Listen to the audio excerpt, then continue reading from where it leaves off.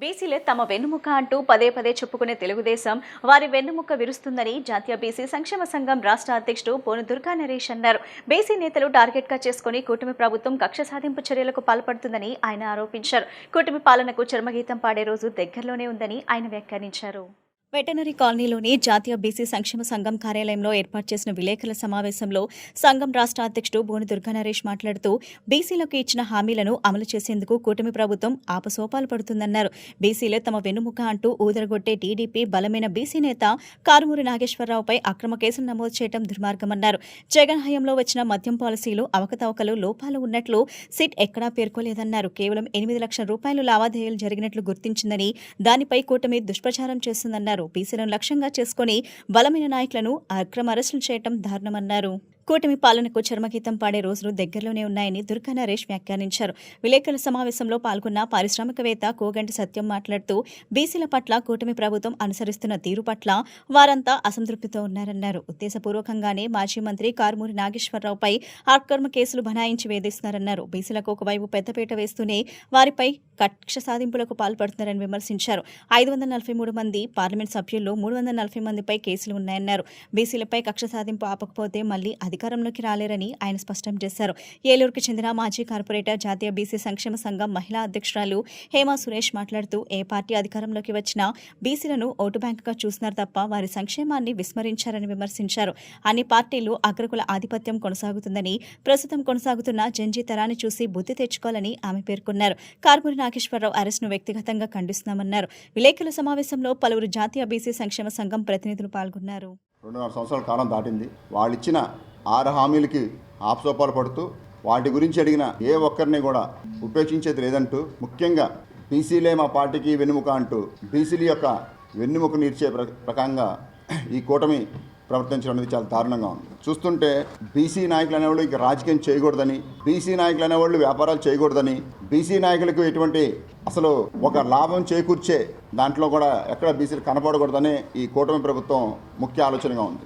దీంట్లో భాగంగానే మేము గతంలో చెప్పాం, కారుమూరి నాగేశ్వరరావు ఫ్యామిలీ గురించి ఎంత దుర్మార్గంగా కొడుకుని అరెస్ట్ చేశారు, బెయిల్ రానివ్వకుండా చేస్తా ఉన్నారు. అదే ప్రకారంగా నిన్న కారుమూరి నాగేశ్వరరావు నుండి అరెస్ట్ చేశారు. ఇందులో అత్యంత బాధాకరణ విషయం ఏంటంటే కారుమూరి నాగేశ్వరరావు గారి మీద సిట్టు కానీ, అలాగే ప్రత్యేకంగా మన కూటమి ప్రభుత్వం వేసిన వేరే కూటమి కానీ మొత్తం కలిపి ఈడీ కానీ తేల్చింది ఎంతయ్యా అంటే 15,000 కోట్లు, 7,000 కోట్లు, 6,000 కోట్లు అన్నారు. తీరమో చూస్తే నిన్న అందరూ ఆశ్చర్యపోయే విధంగా 8 లక్షల రూపాయలు కారుమూరి నాగేశ్వరరావు మీద లావాదేవీలు జరిగినాయండి. ఎంత? 8 లక్షల రూపాయలు. ఇది మేము చెప్తుంది కాదు.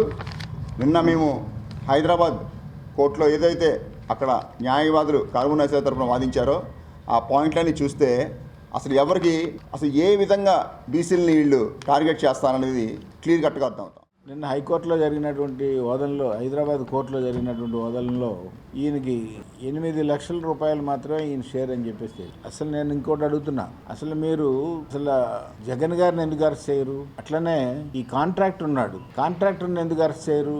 కాంట్రాక్టర్ల దగ్గర నుంచి అంటే ఏ సూట్ కేసులు వస్తాయి కాబట్టి అరెస్ట్ చేయరు అని చెప్పి అనుకుంటారు జనం అందరూ కూడా. కానీ జగన్ గారిని ఎందుకు అరెస్ట్ చేయరు?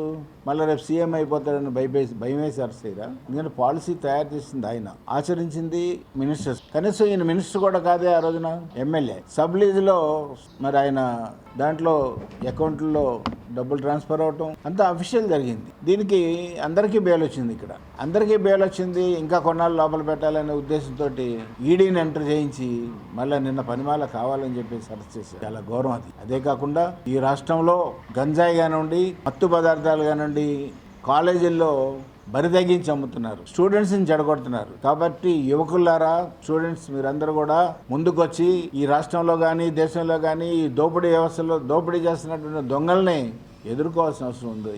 కాబట్టి మీరందరూ కూడా రాజకీయాల్లో, ఎందుకంటే ఒకప్పుడు ఉండేది ఎస్ఎఫ్ఐ, ఏఎస్ఎఫ్ఐ, యుఐ, యుఎస్ఓ, అలాగా స్టూడెంట్ మూమెంట్స్ ఉండేవి.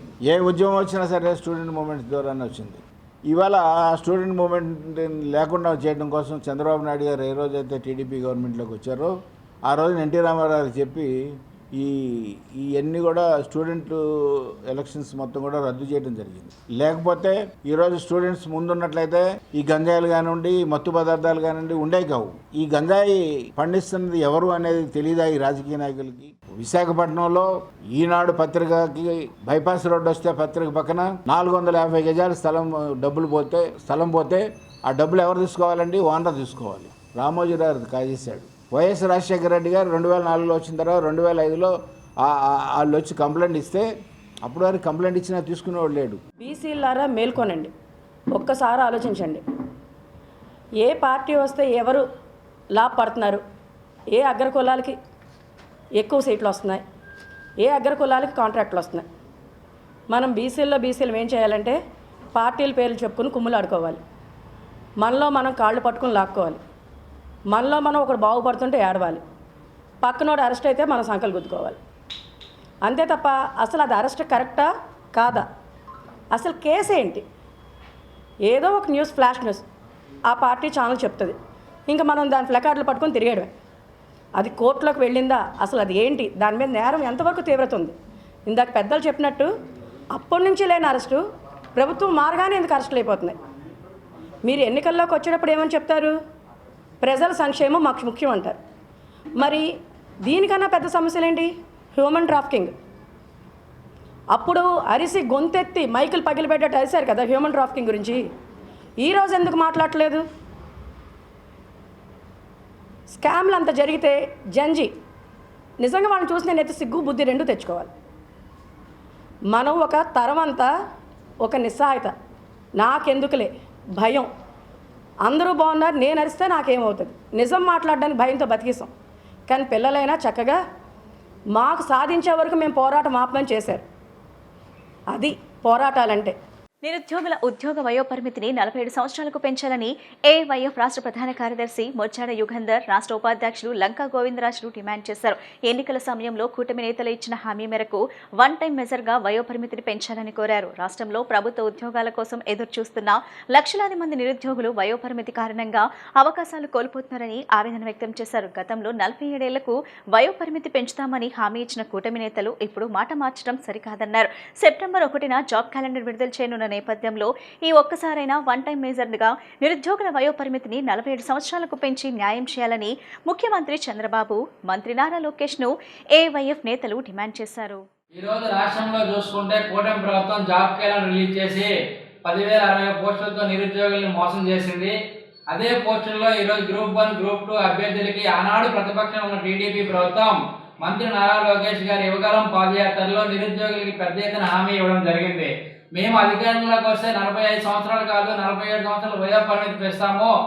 ఈ రోజు అభ్యర్థులు ఒకటే కోరుకున్నారు, 10 ఏళ్ళు బట్టి జాబ్ క్యాలెండర్ లేదు, గ్రూప్ 1, గ్రూప్ 2 ఉద్యోగాలు భర్తీ లేదు, ఈ అవకాశాన్ని మాకు కల్పించండి, మేము ఉద్యోగం కూడా నిరూపించుకుంటాం, మాకు ఒక్కసారి అవకాశం ఇవ్వండి అభ్యర్థులు వేడుకున్నప్పుడు కూడా ఈ రాష్ట్ర ప్రభుత్వానికి చీమ కుట్టినట్టుగానే లేదు. మంత్రి నారా లోకేష్ గారికి మేము అడుగుతున్నాం, గత వైఎస్ఆర్ ప్రభుత్వంలో మీరే స్వయంగా రాష్ట్ర జగన్మోహన్ రెడ్డి గారికి అప్పుడు ప్రభుత్వానికి మీరు లేఖ రాయడం జరిగింది. మీ ఎమ్మెల్సీలు యాపేట చిరంజీవి గారు అలాగే నలుగురు ఎమ్మెల్సీ ఆ రోజు స్వయం ముఖ్యమంత్రి గారు లేఖ రాసి వినతిపత్రం ఇవ్వడం జరిగింది. ఈ రాష్ట్రంలో నిరుద్యోగులను ఆదుకోండి, వయోపరిమితి పెంచండి, ఉద్యోగ అవకాశాలు కల్పించని చెప్పిన ప్రభుత్వం ఈ రోజు పూర్తి స్థాయిలో నిరుద్యోగుల్ని గాలి కుదిరడం జరిగింది. మీరు ఇచ్చే అరాకొరక జాబ్ క్యాలెండర్తో సరిపెట్టుకోలేక ఈ రోజు కోచింగ్ సెంటర్లో వేలాది మంది నిరుద్యోగులు మొగ్గుతున్నప్పుడు కూడా వాళ్ళు ఒకటే కోరుతున్నారు, 45 సంవత్సరాలు కాదు 47 సంవత్సరాలు వయోపరిమితి ఇవ్వండి.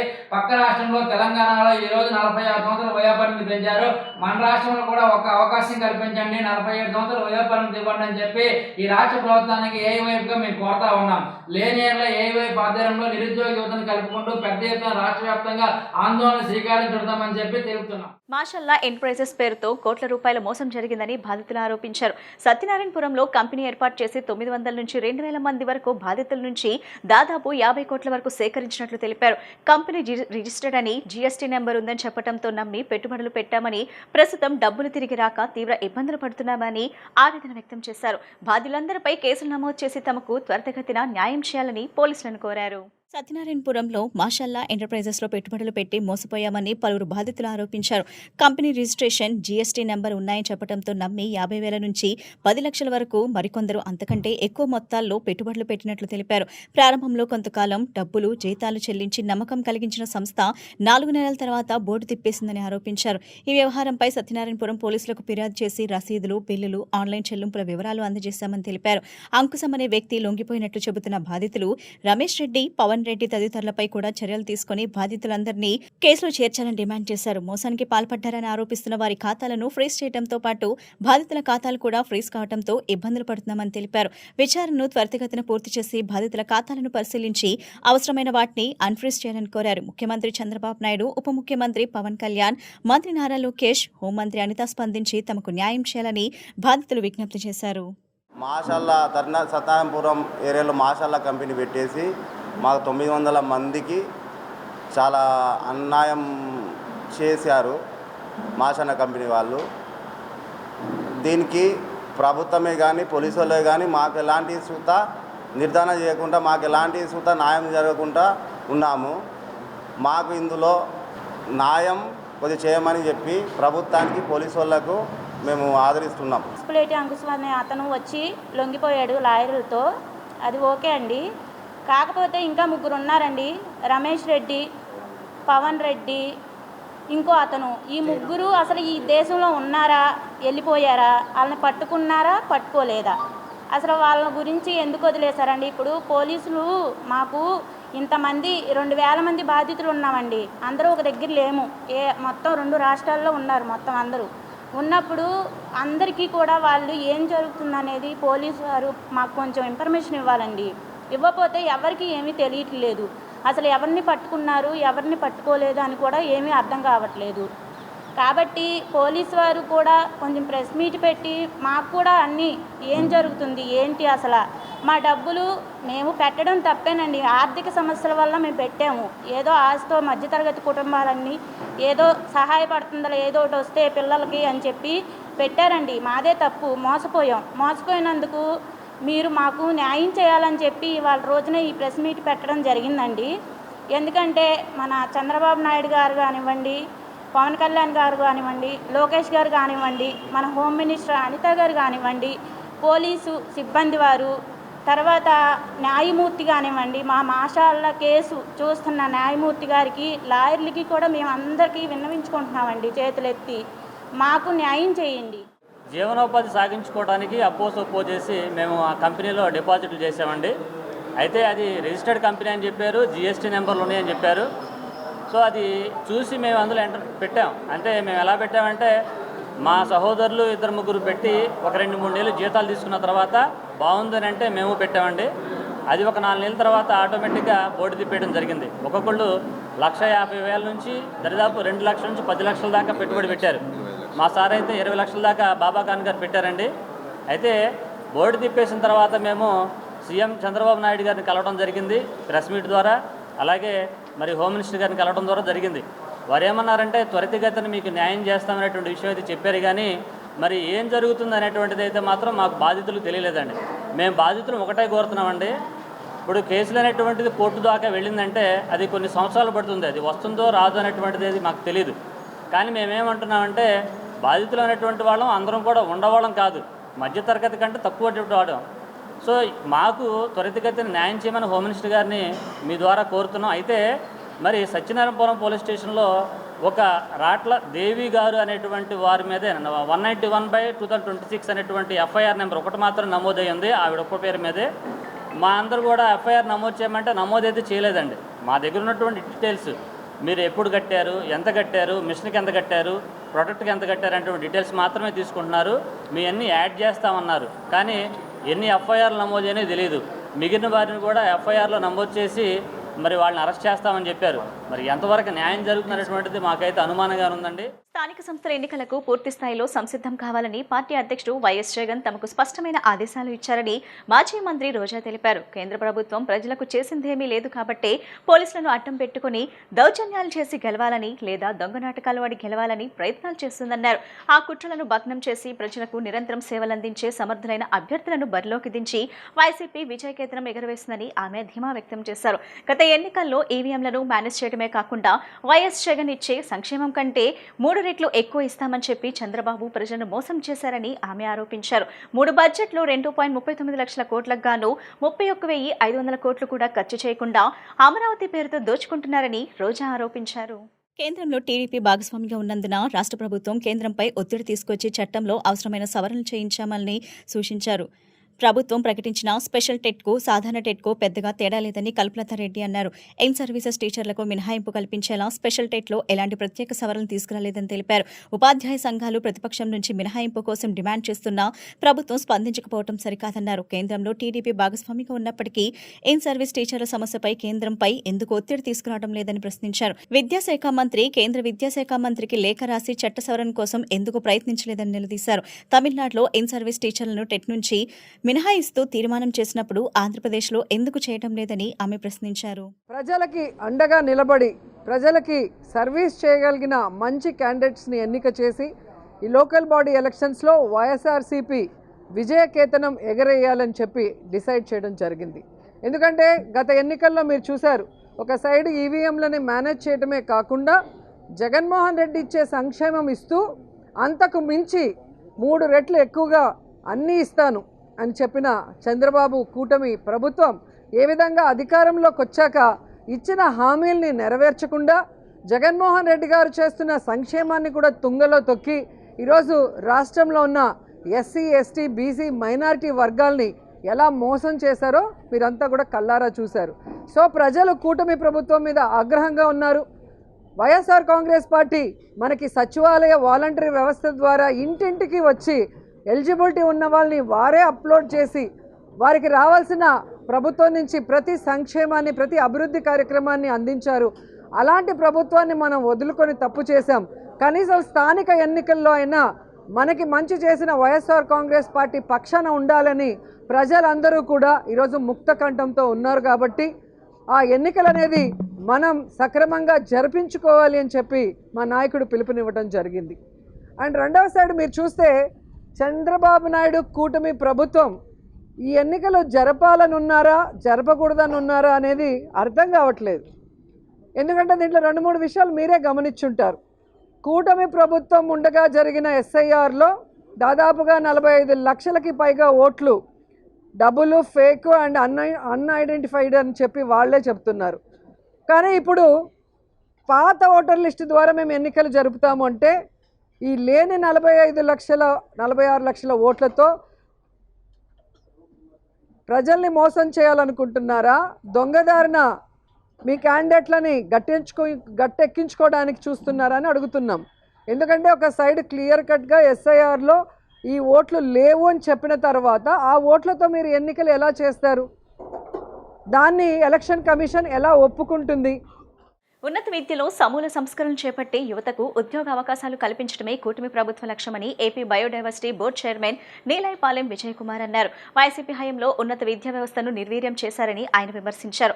విద్యార్థులకు, పరిశ్రమలకు అవసరమైన నైపుణ్యాలు అందించేలా స్కిల్ డెవలప్మెంట్ కు ప్రభుత్వం ప్రాధాన్యత ఇస్తుందన్నారు. 14 ఏళ్ల తర్వాత యూనివర్సిటీలో 1523 ఫ్యాకల్టీ పోస్టుల భర్తీకి చర్యలు చేపట్టామని తెలిపారు. కూటమి ప్రభుత్వం ఇప్పటికే 22,000 ప్రభుత్వ ఉద్యోగాలు భర్తీ చేసిందని, మరో 10,000 ఉద్యోగాలకు సన్నాహాలు చేస్తామని విజయ్ కుమార్ చెప్పారు. ఫాస్ట్ ట్రాక్ కోర్టు ఏర్పాటు చేసి సాదిక్ అనే వ్యక్తి బాధితురాల్ని ప్రైవేట్ వీడియోలతో బ్లాక్మెయిల్ చేస్తూ భర్తను హతమార్చి ఆస్తులను కాజేసి మత మార్పిడికి ఒత్తిడి తెచ్చిన ఘటనపై ప్రత్యేక ఫాస్ట్ ట్రాక్ కోర్టు ఏర్పాటు చేసి కులమతాలకు అతీతంగా కులమతాలకు విచారణ త్వరగా పూర్తి చేయడం ద్వారా బాధితులకు పూర్తి న్యాయం చేయాలని కోరారు. ఈ దారుణాన్ని కొడిగట్టిన ప్రధాన నిందితుడితో పాటు అతనికి సహకరించిన వారిపై చట్టపరమైన కఠిన చర్యలు తీసుకుని బాధిత కుటుంబానికి తగిన న్యాయం అందించాలన్నారు. ఇలాంటి ఘోర నేరాలకు పాల్పడే సైకో క్రిమినల్స్ ను చట్టం ముందు నిలబెట్టి కఠినంగా శిక్షించినప్పుడే బాధితులకు నిజమైన న్యాయం జరుగుతుందని శంకర్ స్పష్టం చేశారు. రీసెంట్గా జరిగిన అసెంబ్లీ సమావేశాల్లో మన రాష్ట్ర భవిష్యత్తుకు మీదుమిక్కిలి యువత భవిష్యత్తుకు, విద్యార్థుల భవిష్యత్తుకు చాలా ప్రాధాన్యత ఇచ్చే ఒక 4 బిల్లులు పాస్ అయినాయి. ఎందుకు అది పనిగా దీనికోసం ప్రత్యేకంగా ఒక ప్రెస్ మీట్ పెట్టి వివరించాల్సి వస్తుందంటే, ఆంధ్రప్రదేశ్లో కూటమి ప్రభుత్వం విప్లవాత్మకమైన సంస్కరణలతో ఉన్నత విద్యారంగంలో ఒక స్వర్ణయుగం తాను ప్రయత్నిస్తుంది.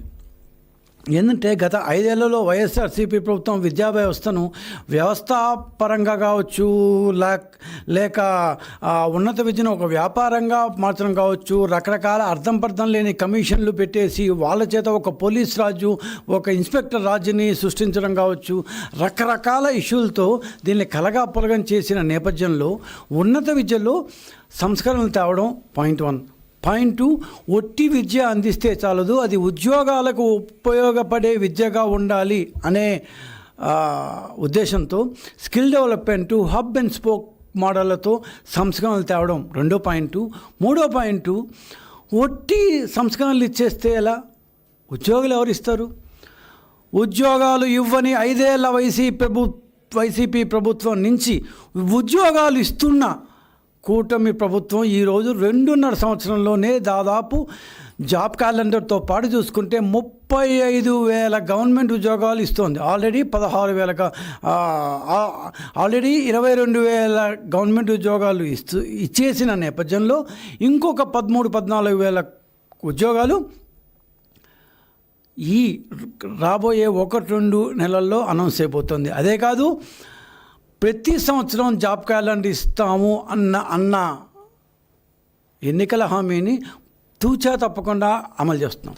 సరే, ఈ 4 సంస్కరణలతో విద్యార్థులకు, యువతకి ఈరోజు మనం జన్జడ్ అని మాట్లాడుతున్నాం కదా, వాళ్ళ కన్ఫ్యూజన్ని, వాళ్ళ ఆవేదనని, వాళ్ళ ఆకాంక్షల్ని, వాళ్ళ ఆశల్ని దృష్టిలో పెట్టుకొని ఏ విధంగా వాళ్ళకి మనం మన యొక్క సంస్కరణతో వాళ్ళ యొక్క లైఫ్స్ ఏ విధంగా బాగుపడాలి, బాగుపరచగలగాలి అనే ఉద్దేశంతో తెచ్చిన 4 బిల్స్.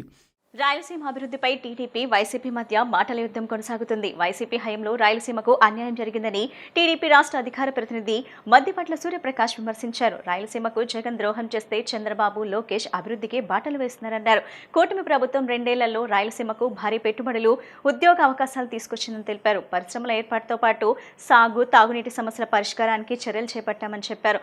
రాయలసీమ ఇరిగేషన్కు 26,000 కోట్లు ఖర్చు చేశామని, హంద్రీనీవా ద్వారా 55 టీఎంసీల నీటిని రాయలసీమకు తరలించామని పేర్కొన్నారు. రాయలసీమకు వైసీపీ ప్రభుత్వం ఏం చేసిందో చెప్పాలని మద్దిపట్ల సూర్యప్రకాష్ డిమాండ్ చేశారు.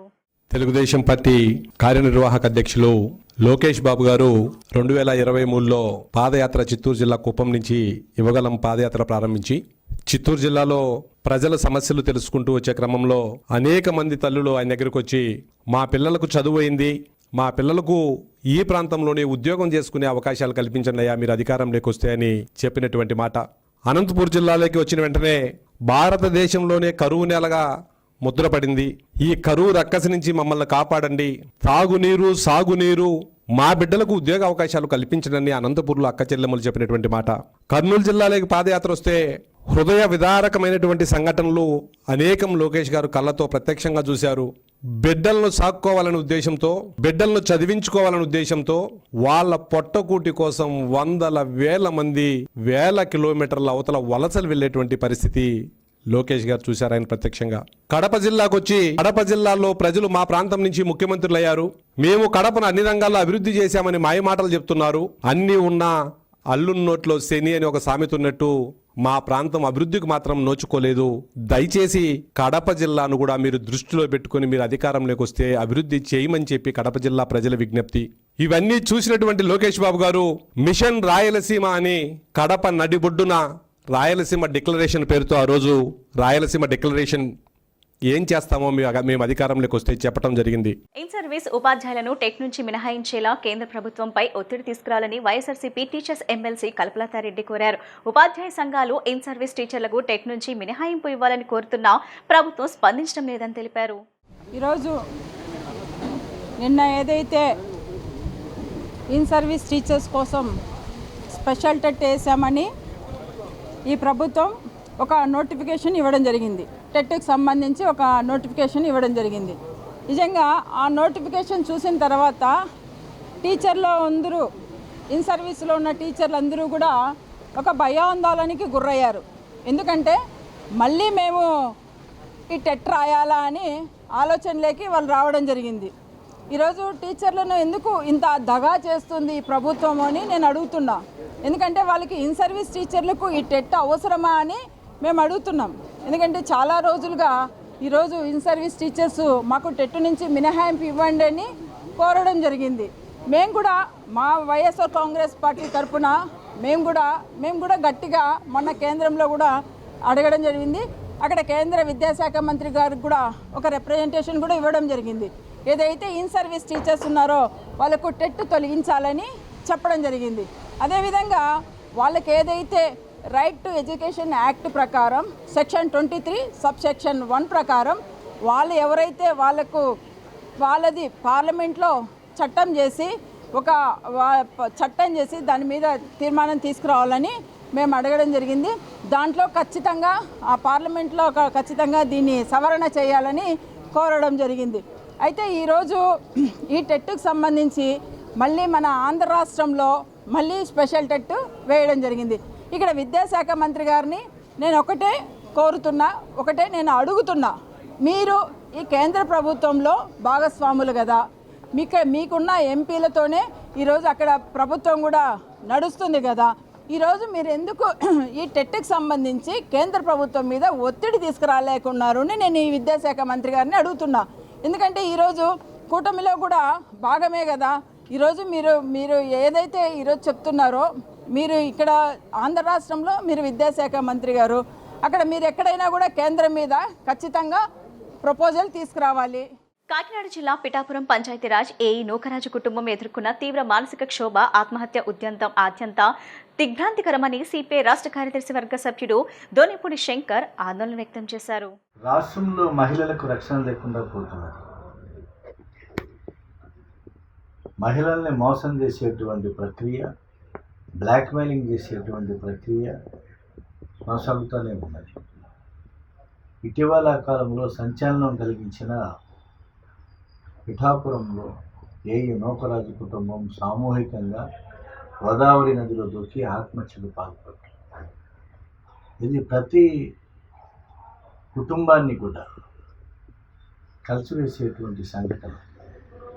ఒక ట్రైనర్ సాదిక్ ఖాన్ అనేటువంటి వాడు ఆ అమ్మాయిని, ఒక మహిళని లోపరుచుకుని చాలా హింసలు పెట్టి చివరికి ఆ కుటుంబం ఆత్మహత్య పాల్పడ్డారు. తన భర్తను చంపి సామూహికంగా కుటుంబ ఆత్మహత్యకు ప్రత్యక్షంగా దోహదపడ్డాడంటేనే ఈ సభ్య సమాజం చాలా తలదించుకోవాలి. ఏ స్థాయిలో ఉన్నా ఇటువంటి సంఘటనలు జరిగినప్పుడు ప్రభుత్వం వెంటనే స్పందించాలి, కఠినంగా శిక్షించాలి. కులాలకు మతాలకు అతీతంగా ఏ మహిళపైనైనా, ఆ మహిళ ఎవరైనా అయినప్పటికీ ఆ మహిళ మీద అత్యాచారం జరిగితే ఆ మహిళ సూసైడ్ నోట్ చూస్తే అర్థమవుతుంది. ఇంత దారుణమైన సంఘటన జరిగితే కుటుంబ ప్రభుత్వం స్పందన చాలా నామమాత్రంగా ఉన్నది. ఎందువల్ల నామమాత్రంగా ఉండాలి? ఫాస్ట్ ట్రాక్ పెట్టండి, ఫాస్ట్ ట్రాక్ కఠినంగా శిక్షించండి. తలారులు విధించేటువంటి శిక్ష సాధికానికి శిక్ష వేయాలి. సైకో ఎంతమంది ఆడపిల్లల జీవితాన్ని బంధించేవాడు ఎవరికి తెలియదు. ఒకటి బయటికి వచ్చింది, ఇంకెంతమంది ఉన్నారో బయటికి రాని వాళ్ళు. కాబట్టి ఇటువంటి వారు సభ్య సమాజంలో మనుగడ సాగించడానికి అర్హులు కాదు. ప్రభుత్వం కూడా ఆ వైపుగా చర్యలు తీసుకోవాలా. మరి మహిళా ప్రభుత్వం, మరి సంక్షేమ ప్రభుత్వం అని చెప్తున్నటువంటి ప్రభుత్వం సాదిక్ ఖాన్ ఇమీడియట్లీగా ఫాస్ట్ ట్రాక్ కోర్టు పెట్టి ఇమీడియట్లీగా అతనికి కఠినమైన శిక్ష, అది ఏ శిక్ష, తలారులు వేసేటువంటి శిక్ష తగ్గకుండా అతనికి శిక్ష విధించాలి. విధించడం ద్వారా కుటుంబాల యొక్క నైతిక పరిస్థితికి, నూకరాజు గారి కుటుంబానికి జరిగినటువంటి అన్యాయం మరో కుటుంబానికి జరగకుండా ఇటువంటి వారిని సంఘజీవనం నుంచి బహిష్కరించాలని చెప్పి సిపిఐగా డిమాండ్ చేస్తుంది. వార్తలు ముగించే ముందు ముఖ్యాంశాలు మరోసారి.